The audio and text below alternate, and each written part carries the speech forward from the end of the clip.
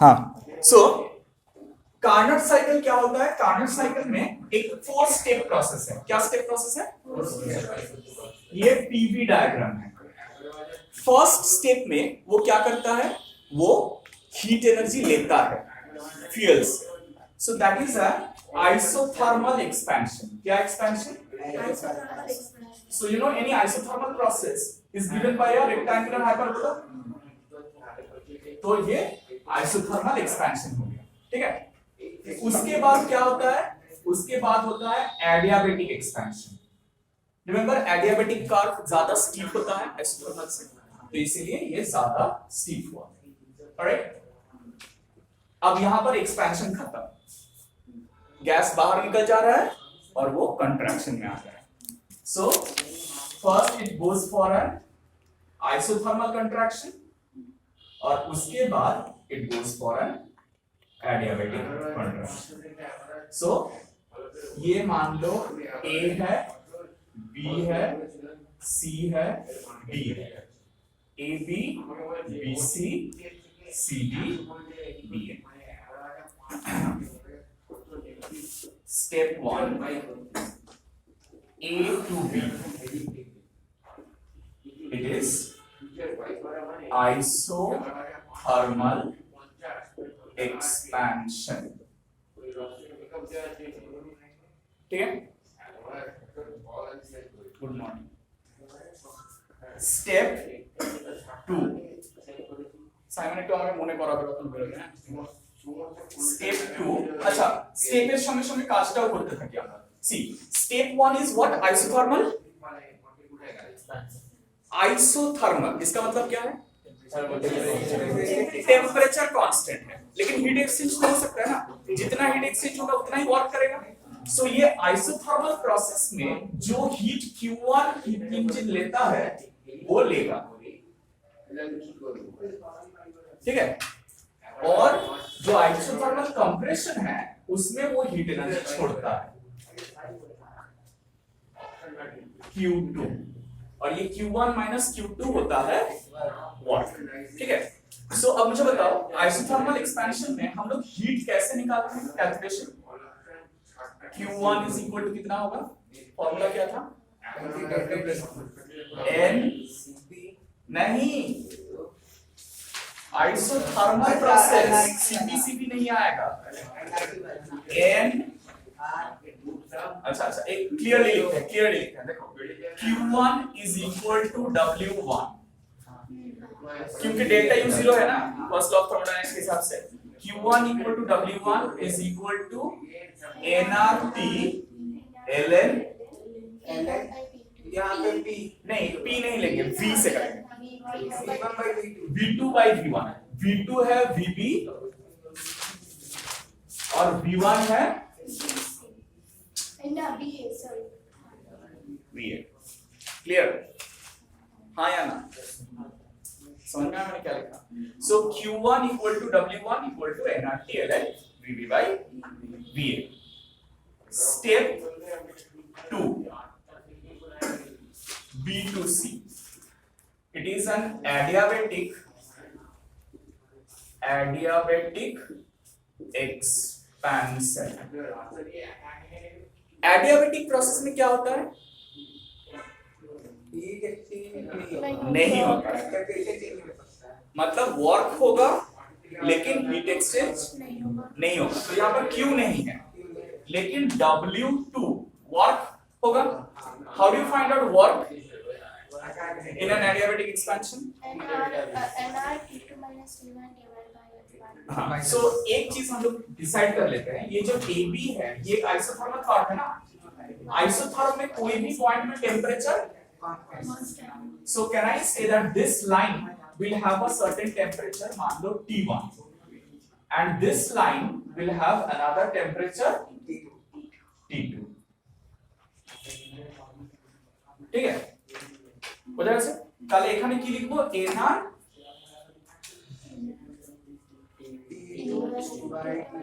T2 minus T1 by 1 minus gamma, यही था ना? P P2 minus P1 by 1 minus gamma या NR T2 minus T1 by 1 minus gamma. हम लोग T के टर्म्स में ही रखते हैं क्योंकि टेम्परेचर सिर्फ दो ही टेम्परेचर है, T1 और T2, ठीक है।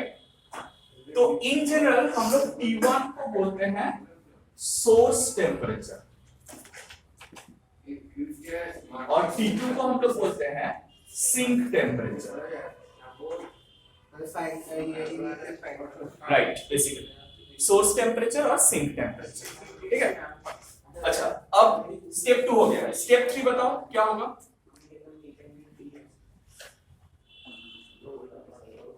स्टेप 3 हीट एनर्जी को छोड़ रहा है, राइट। सो कितना Q2 का वैल्यू होगा same as W2, sorry W3, क्योंकि स्टेप 3 है ना, इसमें वर्क हो रहा है। सो W3 का वैल्यू कितना आएगा जल्दी से बताओ क्विकली। माइनस डाल दिए, क्यों माइनस डाल, माइनस डालने की जरूरत नहीं है, वो तो वॉल्यूम घट रहा है वो ही ले लेगा माइनस, ठीक है। So it will be NR T2, ये T1 था, सॉरी एक गलती हो गया, ये लिख लो थोड़ा, ये T1 टेम्परेचर में हुआ, ये वाला फर्स्ट स्टेप T1 टेम्परेचर में हुआ, second step sorry third step T2 temperature में हो रहा है। NR T2 ln final volume by initial volume, final volume छोटा है इसलिए नेगेटिव साइन खुद ब खुद बाद में बाहर आ जाएगा, तुमको डालने का जरूरत नहीं, VD बाय VC, क्लियर, यहां तक समझ में आया। हाँ यार हो जाएगा सर। नेक्स्ट अच्छा এটা লেখা হলো না, এটা না আমি লিখলাম, নেক্সট में লিখে না, এটা হচ্ছে C2D and the process is isothermal contraction,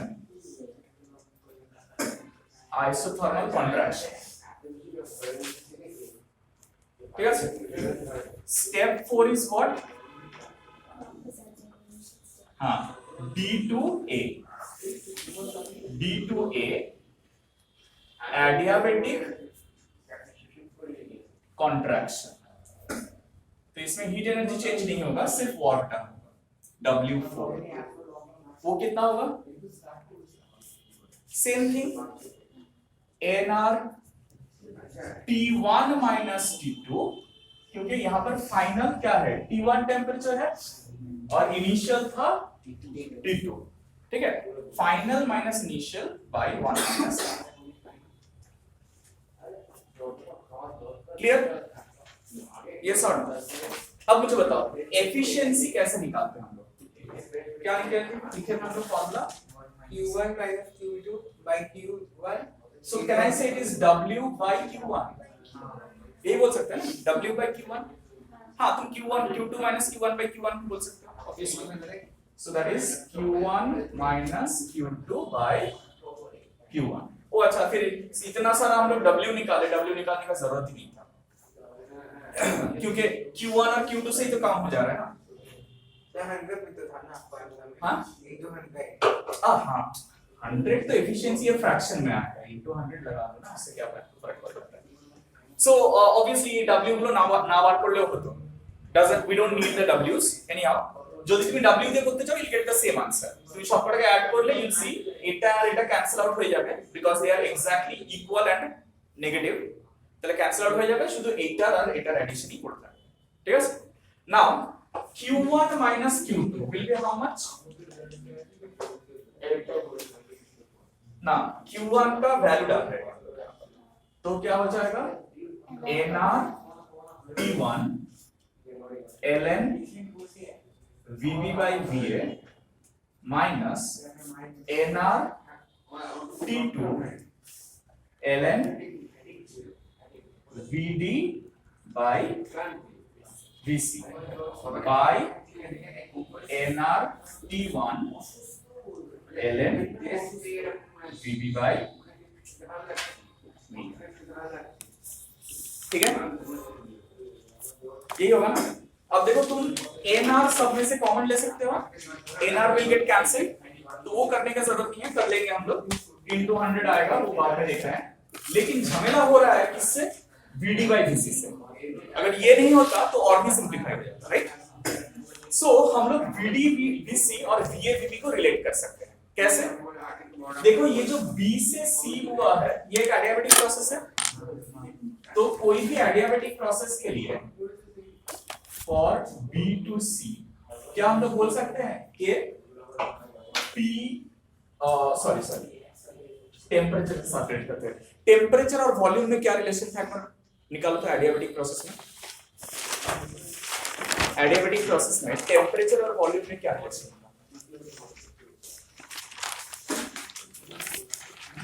adiabatic process में टेम्परेचर और वॉल्यूम में क्या रिलेशन था? टेम्परेचर और वॉल्यूम T1 हाँ T1 V1 is equal to right, so এখানে T1 is all right, V1 এর জায়গায় কি হবে আর T2 is all right, V2 এর জায়গায় VC right, হ্যাঁ তাই হবে তো?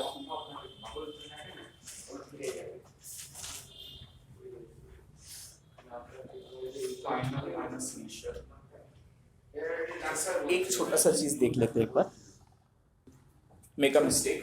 See, so when we take the step 3, we wrote Q2 is equal to W3, which is equal to NR to T2 ln VD by VC. Why? VD was the final volume, VC was the initial volume. But when we are writing the value of Q2 over here, we are writing Q1 minus Q2. Why? Because Q2 is being rejected, right? আর আমরা sign কনভেনশনে choose করেছিলাম যেটা reject হয় সেটা negative হয়, তো সেই জন্য সেই সাইন কনভেনশনটা আগে আমাকে এখানে অ্যাপ্লাই করতে হবে, only then we can apply it out there.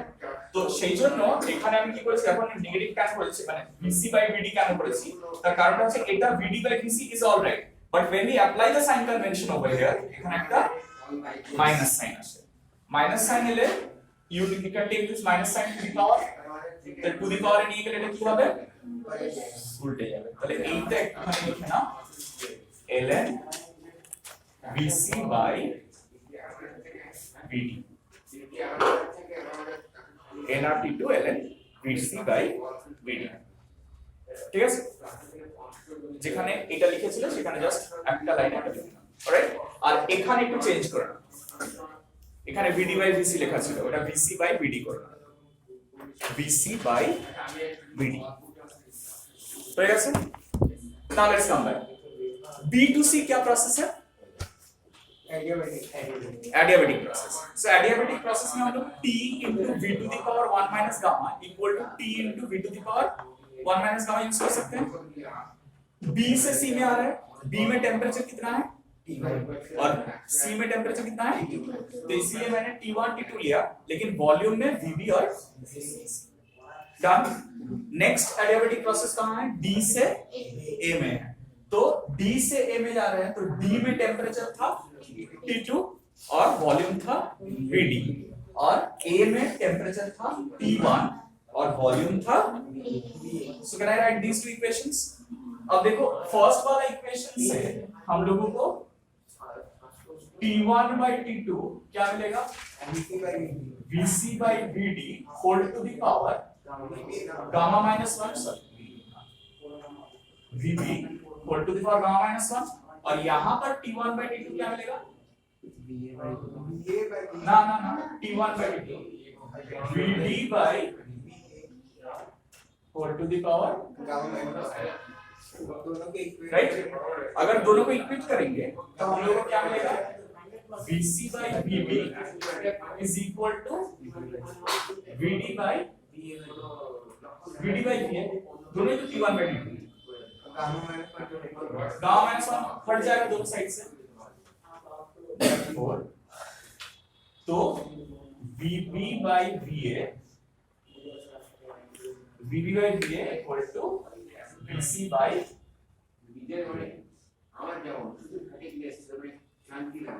ठीक है, समझ में आया? यस राइट, तो VB by VA के जगह में ही हम लोग क्या डाल सकते हैं, VC by VD डाल सकते हैं, ठीक है? राइट, VB by VA डालेंगे, वही करेंगे। सो nRT1 ln VB by VA minus NR T2 ln VB by VA by NR T1 ln VB by VA into 100. So देखो NR ln VB by VA सब में से कॉमन जाएगा. So if you take NR ln VB by VA common तो ये हो जाएगा T1 minus T2 by NR ln VB by VA into T1, right. यहाँ पर T1 था. So ये कैंसिल हो जाएगा और हम लोग को आंसर क्या मिलेगा? T1 minus T2 into 100. So Q1 minus Q2 by Q1 minus Q2 by Q1 into 100 से हम लोगों को क्या मिला?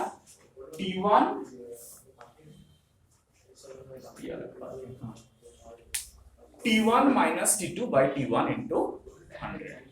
समझ में आया? So अब कार्नोट साइकिल डिसाइड कर दिया कि एफिशिएंसी इतना होने वाला है. So अब जो सर्टिफाई करेगा वो देख लेगा कि इंजन कितना टेम्परेचर और कितना टेम्परेचर के बीच में काम कर रहा है. उसके हिसाब से वैल्यू डालो और वो करस्पॉन्डिंग तुमको एफिशिएंसी बता देगा.